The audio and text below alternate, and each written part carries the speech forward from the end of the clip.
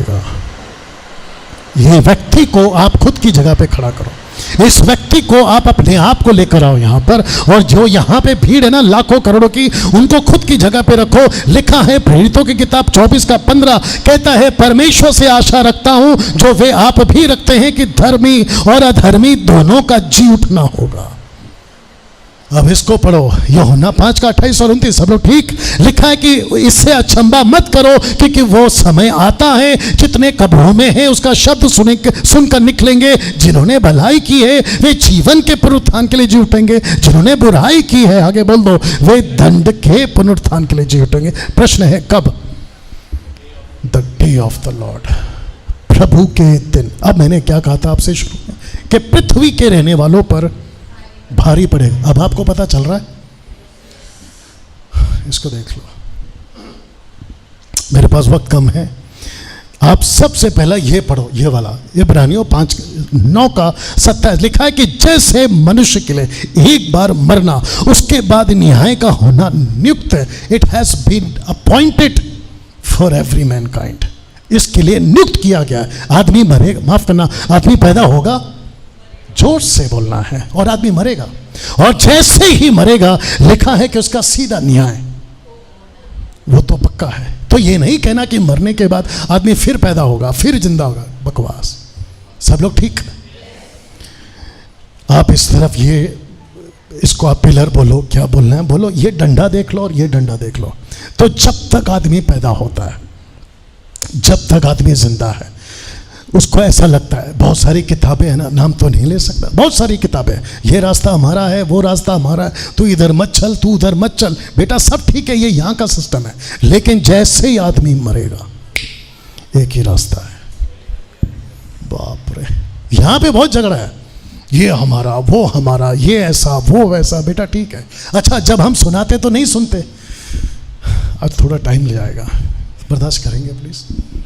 सब लोग ठीक है ना? यहाँ समझाते तो नहीं सुनते, लेकिन यहाँ पर एक ही रहता है। तो आप ये सबसे पहला शब्द को पढ़ लो, इन्फेंट्स, और दूसरा है ट्रू क्रिश्चियंस। तो ये जब मरेंगे तो ये सीधा यहाँ पे, जिसको कहते हैं पैराडाइज। ओके, ये कौन सा पैराडाइज है मैं वो भी बताऊंगा, क्योंकि जो पहला पैराडाइज है वो तो खाली हो चुका है, ठीक है ना, मैं आपको बताऊंगा। तो लिखा है दूसरा नीचे, lost in sin both, lost in sin both. ये बोथ कौन है? Believers and unbeliever. जब ये मरते तो ये कहां जाएंगे? टाटरस। और जो यहां एक बार गया, आगे का बोला करो जल्दी से, जो एक बार यहां गया रीना, वो वापस कभी नहीं लौटेगा। सब लोग ठीक? जो एक बार यहां गया वो वापस कभी नहीं आएगा। इसलिए जब तक जिंदा हो तब तक बचो, डाकू की तरह, राइट वाला, नॉट लेफ्ट वाला। उसने कहा मुझे याद करो, बच गया हो। दूसरे ने कहा खुद भी बच, मुझे भी बचा। इसका मतलब है उसको यहां की दुनिया प्यारी थी। सी? तो लिखा है कि जो बच्चे मरते, इन्फेंट्स का मतलब है बच्चे, जो छोटे बच्चे मरते हैं, जिनका होश नहीं है, वो बच्चे स्वर्ग जाएंगे। नहीं, यहां पे बोलना उचित नहीं है। जब हादसे होते हैं ना, बच्चे मरते हैं ना, बट अदर साइड क्या है? बच गए। अगर बड़े होके माँ बाप के रास्ते पे चलते, यू अंडरस्टैंड? तो जो पाप में हैं, वो चाहे विश्वासी हो या अविश्वासी हो, वो सब यहां पर ना, जैसे ही ये यहां पहुंचते हैं, ये यहां कब तक रहेंगे और ये यहां पर कब तक रहेंगे? कोई बता दो जल्दी से। The day of the Lord तक। और जिस दिन the day of the Lord आ गया, उस दिन पृथ्वी रुक जाएगी, स्टॉप। ओके, नाउ क्या होगा? मैं चाहता हूं कि आप ये लाइन देख लो, ये पिलर देख लो, जो लिखा है कि जजमेंट, उस दिन न्याय होगा। तो यहां वाले पहुंचेंगे, चित्र देख लो और नाम पढ़ लो, हेवन में।